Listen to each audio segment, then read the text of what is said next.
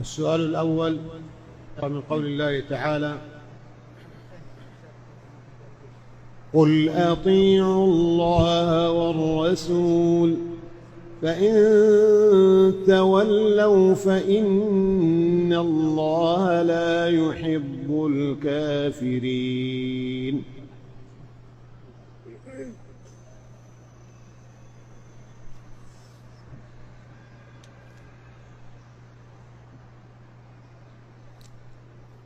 أعوذ بالله من الشيطان الرجيم.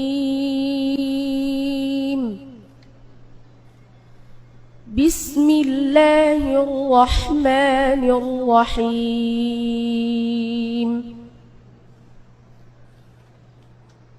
قل أطيعوا الله والرسول فإن تولوا فإن الله لا يحب الكافرين. إن الله اصطفى آدم ونوحا وآل إبراهيم وآل عمران على العالمين ذرية بعضها من بعض والله سميع عليم. إذ قالت امرأة عمران رب إني نذرت لك ما في بطني محررا رب إني نذرت لك ما في بطني محررا فتقبل مني إنك أنت السميع العليم. فلما وضعتها قالت رب إني وضعتها أنثى والله أعلم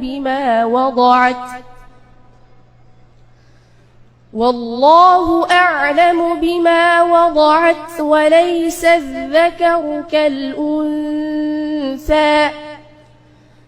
وإني سميتها مريم وإني أعيذها بك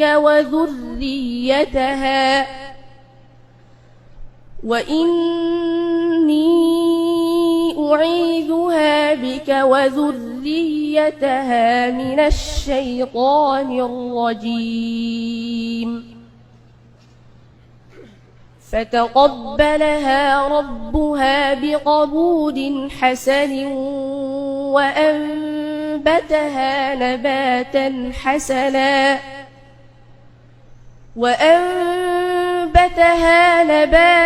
حسنا وكفلها زكريا كلما دخل عليها زكريا المحراب وجد عندها رزقا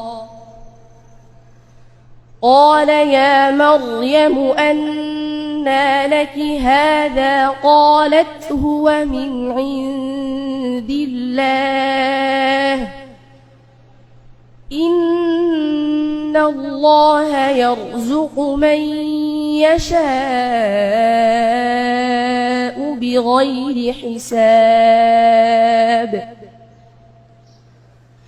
هنالك دعا زكريا ربه قال رب هب لي من لدنك ذرية طيبة إنك سميع الدعاء. فنادته الملائكة وهو قائم يصلي في المحراب أن الله أن الله يبشرك بيحيى مصدقا بكلمة من الله وسيدا وحصورا ونبيا من الصالحين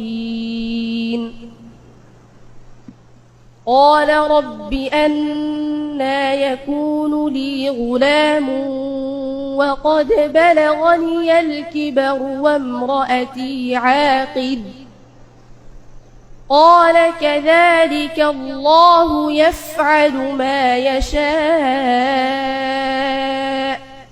حسبك.